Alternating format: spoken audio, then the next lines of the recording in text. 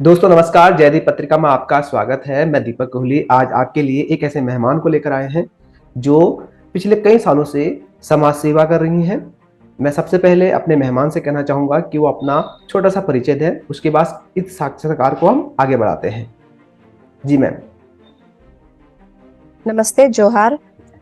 मैं बेरिस्टला माइकल हूँ और born in Andhra Pradesh, but मैं झारखंड में रहती हूँ 22 सालों से। और मैं एक समाज सेवी हूँ। एनजीओ है मेरा and I am also an educationist since 24 years। Okay ma'am.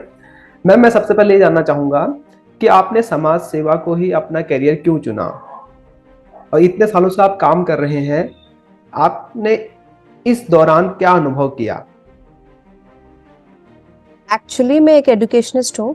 Career जो मेरा स्टार्ट हुआ, मैं टीचिंग से स्टार्ट की हूँ। उसके बाद मैंने अपना स्कूल खोला।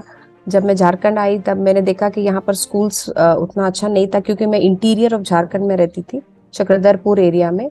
एंड स्कूल स्टार्ट करने के बाद धीरे धीरे it became the purpose of my life. मेरा जीने का वजह यही है कि जो औरतें रहती थी उनका परेशानियां सुनती थी। फिर दिव्यांग बच्चों लोगों का मैंने स्कूल खोला फ्री ऑफ कॉस्ट। तो मैंने देखा कि उन लोगों के लिए स्कूल नहीं है, तो वो स्कूल हमने स्टार्ट किया था पूरा फ्री ऑफ कॉस्ट। वो चलता था, कोविड तक अच्छा चला। फिर उसका बाद परेशानी मेरा बढ़ गई, तो मैं आगे उसको नहीं बढ़ा सकी। लेकिन 8 years 8 साल मैंने उसको बढ़ाया। एंड अगर मैं सोशल वर्क नहीं करती हूँ तो मैं परेशानी में चल जाती हूँ। I feel depressed. So this is my passion and my purpose of my life. Okay. आप आंध्र प्रदेश से झारखंड गए, एकदम से संस्कृति में बदलाव आया होगा, भाषा अलग होगी आपके लिए, एक चैलेंज होगा। ऊपर से आप महिला हैं, जैसे कि भारत में आप जानती हैं महिलाओं की स्थिति काफ़ी दयनीय है, अगर मैं ग्रामीण क्षेत्रों की बात करूं। तो इस दौरान आपने मतलब क्या संघर्ष किया? आपको कैसे यहाँ पर अपने आप को एडजस्ट किया अपने झारखंड में? सबसे पहले तो लैंग्वेज थी। 2 years मैंने कोई और लैंग्वेज नहीं बात की, ओनली इंग्लिश। तो उसका बाद मैंने हिंदी सीखा यहाँ पर। एंड देन इतना इंटीरियर एरिया में मैंने काम की कि पॉलिटिकली इन्फ्लुएंस था एंड नक्सलाइट्स ऑल्सो प्रभावित क्षेत्र है वो।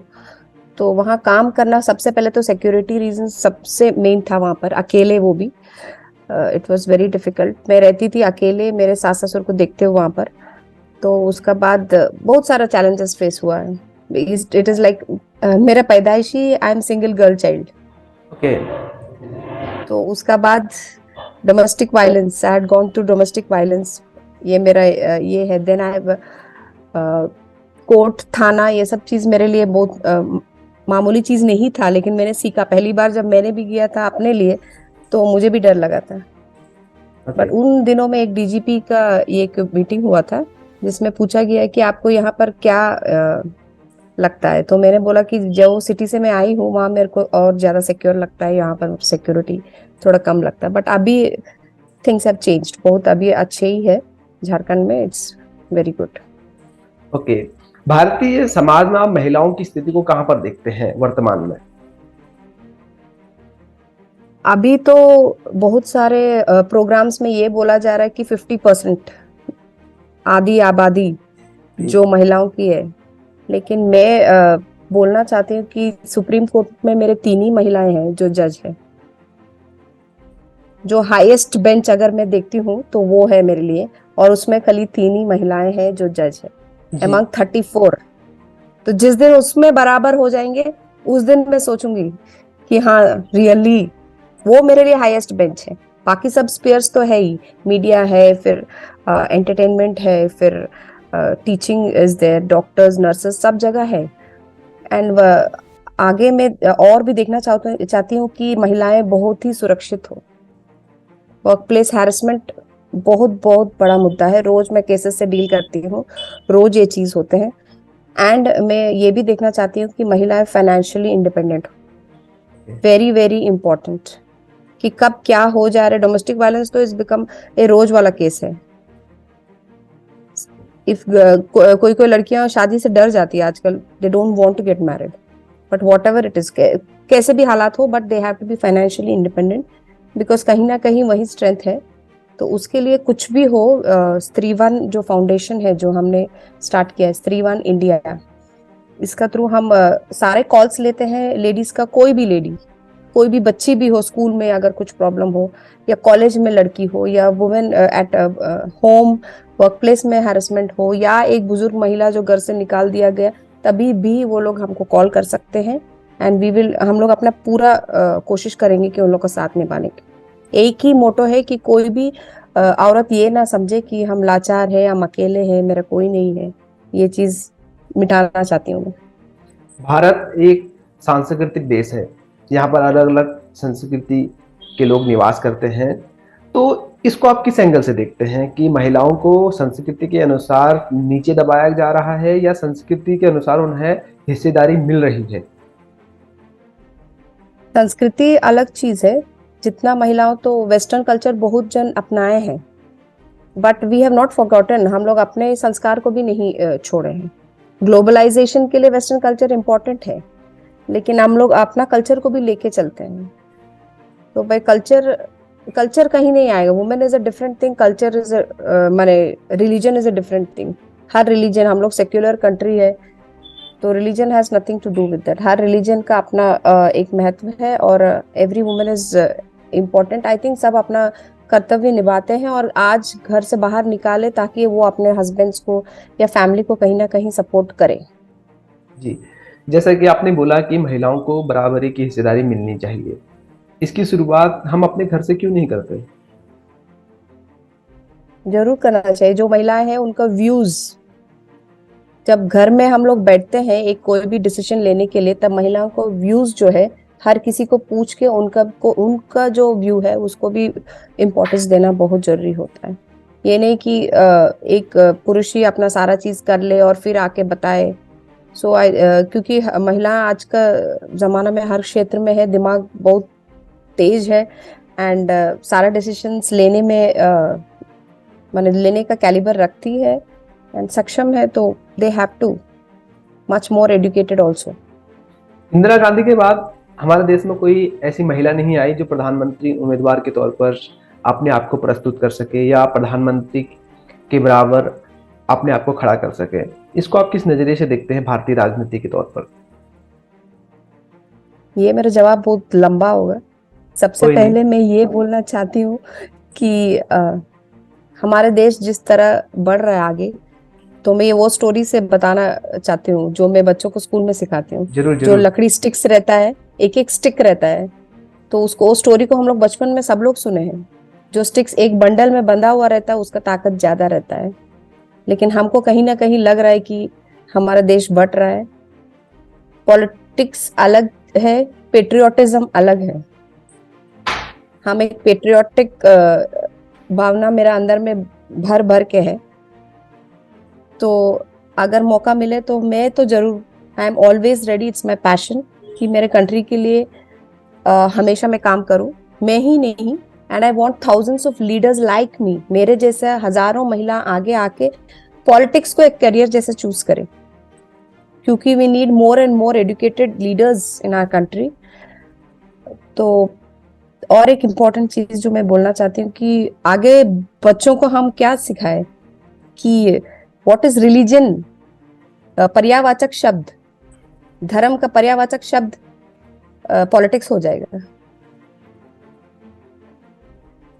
धर्म अलग चीज है और पॉलिटिक्स अलग चीज है। तो मैं चाहती हूँ कि ये सब चीज लेते हुए, एंड इफ नीडेड, कहीं ना कहीं I will do my best. And Indira Gandhi मेरे इंस्पिरेशन भी है, and I would love to follow हर।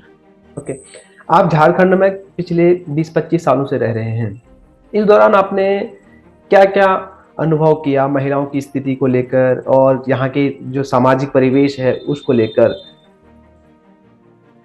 यहाँ एक्चुअली बहुत इंटीरियर गांव है, and there are lot of scheduled tribe people. तो ये लोग अपने, like, it's got very rich culture. Jharkhand का जो कल्चर है, या फूड हो, या उनका जो नेचर का ब्यूटी जो हो, जो हर फ्रूट जो मिलता है, हर फूल जो मिलता है, उसमें कुछ ना कुछ एसेंस रहता है हर्ब्स का। बट महिलाएं ये करती है, बट क्या होता है कि वो मार्केटिंग जो करना, लाइक एंटरप्रेन्योर्स अगर हम बोले, वो कलेक्शन ऑफ महुआ जो फ्रूट मिलती है, वो लोग इकट्ठा करती है, बट उसका इतना मेडिकल बेनिफिट्स है, but it is not gone to the world, तो उसका मार्केटिंग वो लोग कर नहीं पाते हैं। वैसे ही साल का पत्ता जो है वो है, but in the cities I think women are good, अच्छा, बिकॉज यहाँ पर तो रिजर्वेशन अच्छी है, तो बहुत सारी लेडीज भी है, बड़े पोस्ट में है बैठे हुए, सब कुछ अच्छा है, चल रहा है। तो भारतीय महिला समाज को अगर बराबरी की हिस्सेदारी चाहिए तो उसे क्या करना होगा, आपके विचार में जानना चाहता हूँ। सबसे पहले तो safety security of every woman, वही हम दोहराएंगे कि रात को 12 बजे अगर हम लोग सेफली घर से बाहर निकल सकते हैं और सेफली घर का अंदर आ सकते हैं, so that is the first point. और सेकेंडली रिजर्वेशंस तो है, रिजर्वेशन सारे आईएएस एडमिनिस्ट्रेटिव सर्विसेज में बहुत सारी लेडीज का कोटा वेकेंट जा रहा है, तो मैं चाहती हूँ कि हम लोग एंकरेज करें मोर एंड मोर, एक दूसरा को एंकरेज करें। It is not only that, हम ये नहीं बोल रहे कि equality among the women also, ladies को भी हम इम्प्रूव करने चाहते हैं कि not only in education spare the way of thinking, whether it is entrepreneurship और whether it is any other field, हम लोग उन लोग को इम्प्रूव करके लेके आएंगे आगे। And I want them to be placed in good positions, अच्छा पोजीशंस में जिस दिन बैठेंगे उस दिन मुझे लगेगा कि हमने कुछ किया है। आप समाज सेवी हैं, तो समाज सेवी को आप किस नज़रिए से देखते हैं कि आजकल बहुत सारे लोग एनजीओ खोलकर काले धन को सफेद में बदल रहे हैं, सफेद धन को काले में बदल रहे हैं, इस बारे में आप क्या कहना चाहेंगे? मेरा बैंक बैलेंस आज भी 0 है, ये फर्स्ट थिंग हम बोलना चाहते हैं। और पर्सनल पैसा जो है, अगर मैं चाहती थी 2006 से मैं स्कूल चला रही हूँ, मैं तो करोड़पति रह सकती हूँ, लेकिन जो किए हमने, मैं ये जब कोई गिर जाता है रोड में, मैं ये नहीं देखती हूँ कि मैं कैंसर के लिए प्रोजेक्ट मेरे को मिला है, कि मेरे को वुमेन के लिए मिला है, कि चाइल्ड को मिला है। वो इंसान को जाके उठाना, दैट इज मोर इम्पोर्टेंट। उनको जो इमीडिएट एक्शन जो चाहिए वो करना, वो मोस्ट इम्पोर्टेंट है। हमको लगता है हर समाज सोशल एंटरप्रेन्योर्स जो बने हैं आज के डेट में, उनको सोशल वर्कर ही रहने दे, तो किसी के लिए भी भलाई हो। ये नहीं देखे कि औरत है, पुरुष है, बच्चे हैं, एसटी है, एससी है, रिलीजन, ये सब बेसिस नहीं है। नीड ऑफ द आवर, जिसको जरूरत है, मदद की जरूरत है, उनका मदद करे, ये दिमाग में रह के चलने से सारा चीज हो जाएगी। एक और चीज आजकल दिखाई दे रही है कि कोई भी त्योहार हो, या हिंदुओं का त्योहार है, मुसलमानों का त्योहार हो, तो उसमें हिंसा आ रही है। ये इसको आप किस नजरिए से देखते हैं? क्या कहीं भारतीय समाज बढ़ तो नहीं रहा आपस में? अगर बढ़ रहा है तो इसको हम कैसे इकट्ठा कर सकते हैं, और इसके आने वाले भविष्य में क्या परिणाम निकल सकते हैं? मैंने बचपन से 15 अगस्त को ही अपना पर्व माना है, because my father is a Hindu and my mother is a Christian. तो बट अभी जो देख रही हूँ ये सही नहीं है कि पर्व का खुशी से ज्यादा डर ज्यादा हो गया है कि बाहर मत जाओ, आज ये है बाहर, ये इस दिन में वो शहर से पार मत हो क्योंकि ये पर्व है। ये नहीं रहना चाहिए। And equality is very important. Religious tolerance जो नहीं है आज का डेट में, ये रहना चाहिए। वही मैंने बोला कि धर्म अलग चीज है और पॉलिटिक्स अलग चीज है। तो let us be happy and all gods are one, whatever it is. और हर धर्म यही सिखाता है कि शांति, तो शांति बनाए रख के और आपस में भाईचारा रहे, तो very important, very very important point for our country right now. एक और चीज मैंने देखी है, आप हिंदी भाषा भी जानते हैं, अंग्रेजी भी जानते हैं, तमिल भी जानते हैं और तेलुगु भी जानते हैं। अगर मैं इनमें से बोलूं आपको कि आप अगर पहली कोई एक ऐसी लैंग्वेज चुने जो आपको सबसे अच्छी लगती है या जिसे आप बोलना पसंद करेंगे, तो उसमें से कौन रहेगा? तेलुगु। ओके, आप तेलुगु बोलना पसंद करेंगे।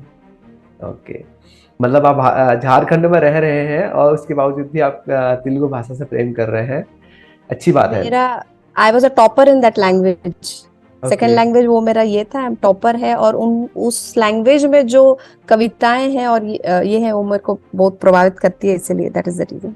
आपने करीब 20-25 सालों से समाज सेवा की है, उस दौरान कोई अनुभव आपका रहा हो, जैसे कि कोई बच्चा आपको अकेला मिला हो, या कोई महिला जो बहुत मतलब गरीब थी, उसके बाद उसने अपने जीवन में बहुत कुछ हासिल किया हो, ऐसा कोई अनुभव?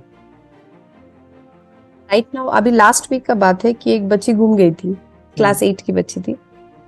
आरटी एक्ट जो हुआ है गवर्नमेंट का, क्लास 1 टू क्लास 8 तक कोई बच्चा को फेल नहीं करना चाहिए, बट स्कूल ने फेल किया बच्चा को 8 में, और वो बच्चा पेरेंट्स ने उसको डांटा और बच्चा घर छोड़ के चले गई। तो हम लोग ने पूरा जी जान लगा दिया, ट्रैफिक ये कैमरा से लेके पुलिस से लेके सारा एनजीओ सारा ग्रुप सब जगह फैलाए बात को, और फिर 2 दिन बाद बच्ची मिल गई सेफली समहाउ। बट फॉल्ट किसका है? स्कूल का है, सिस्टम का है, पेरेंट्स का है, स्टूडेंट का है, टीचर्स का है, किसका है? तो ये पूरा सिस्टम को चेंज करना, थॉट प्रोसेस को चेंज करना बहुत जरूरी है। ओके। ये एक चीज है। फिर मैं जब डोमेस्टिक वायलेंस अगर मैं बोलना चाहती हूँ तो एक केस में बोल सकती हूँ कि एक लेडी अपना पूरा ज्वेलरी लेके आई मेरे पास, बोली मैम ये प्रूफ है और ये ज्वेलरी है मेरा, मुझे घर में नहीं रहना है, मुझे निकलना है, आप प्लीज कुछ कर दीजिए। Because she was completely dependent upon her husband for everything, दो शी वॉज ए बीएड, पति परमेश्वर वाला चीज था।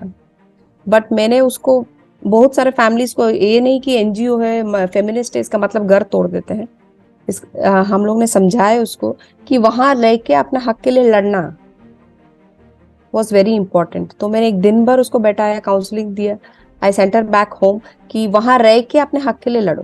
इफ यू, अगर आप छोड़ देते हो दैट मीन्स आप अपना घर पूरा टूटने को छोड़ के आ गए। घर को फिर संवारना औरत के ही हाथ में रहता है। तो आप मानते हैं कि महिलाओं को बराबरी की हिस्सेदारी मिलेगी भारत में, और मिलेगी तो कब तक मिलेगी? कोई ऐसा आंकड़ा या कोई हिस्सेदारी ऐसा देखिए, अनुभव? रिजर्वेशंस तो दिए हैं, रिजर्वेशंस तो दिए हैं, और कहीं ना कहीं महिलाओं में भी आपस में ही ये है प्रॉब्लम से, एक औरत दूसरा औरत का देख नहीं सकती खुशी, ये घर में हो या बाहर में हो।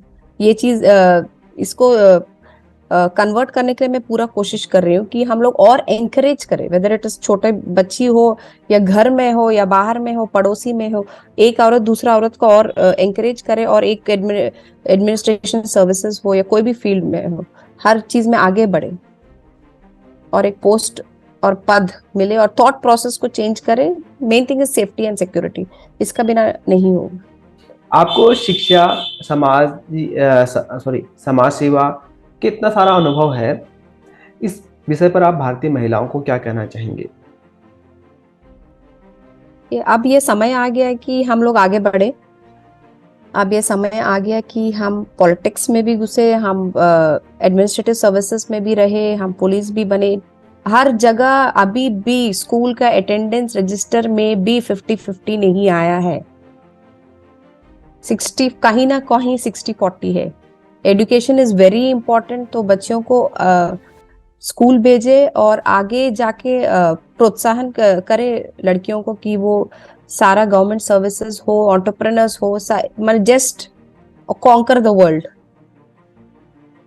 ये चीज, उसके लिए हैंड होल्डिंग हम लोग करते हैं। कहीं भी कुछ भी इश्यू हो या प्रॉब्लम हो, they can always call us.